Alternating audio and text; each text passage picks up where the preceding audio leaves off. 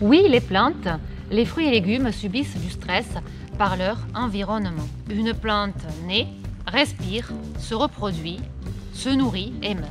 C'est un être vivant. Elle va devoir toute sa vie faire face à des agressions extérieures, même si elle possède un système immunitaire. Ce système immunitaire va permettre de protéger les plantes, mais comme nous les êtres humains, nous subissons parfois des agressions extérieures et donc nous devenons malades.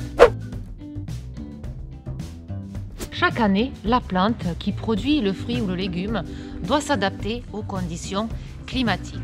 Elle sait le faire de manière naturelle, mais lorsqu'il y a des situations inattendues, inhabituelles, la plante a du mal à s'adapter.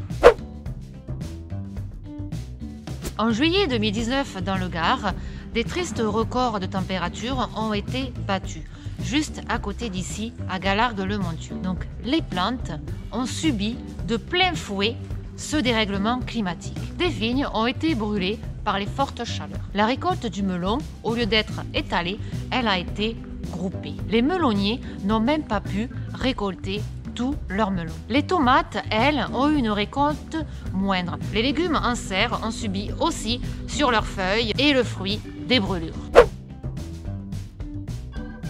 Les chaleurs augmentent de plus en plus chaque année. Il est difficile pour nous, êtres humains, de s'adapter à tous ces changements climatiques. Pour la plante, c'est identique. Toute la chaîne subit des dérèglements. Cette année, en France, nous observons encore un hiver extrêmement doux avec des températures records.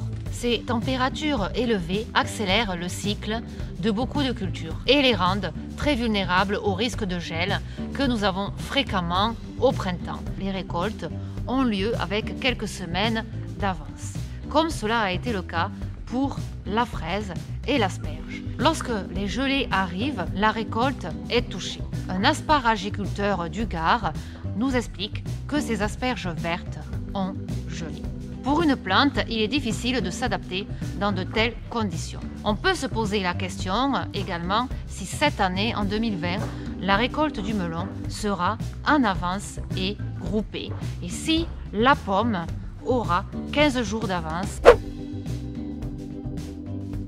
Oui, avec l'augmentation des règlements climatiques, la situation est urgente.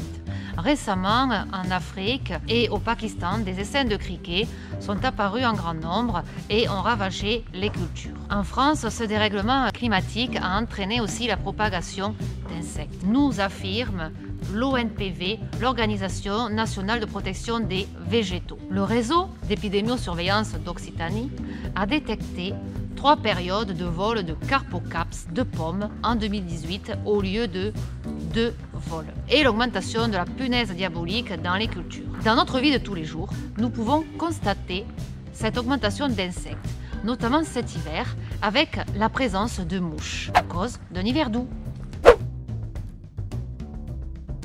Attention à ce qu'il n'y ait pas trop d'espèces invasives dans les champs et nos habitations. Certaines espèces sont considérées comme des auxiliaires, donc une alternative au traitement phytosanitaire. Mais d'autres peuvent être de réels ravageurs de culture. La nature est belle, mais parfois elle peut être cruelle.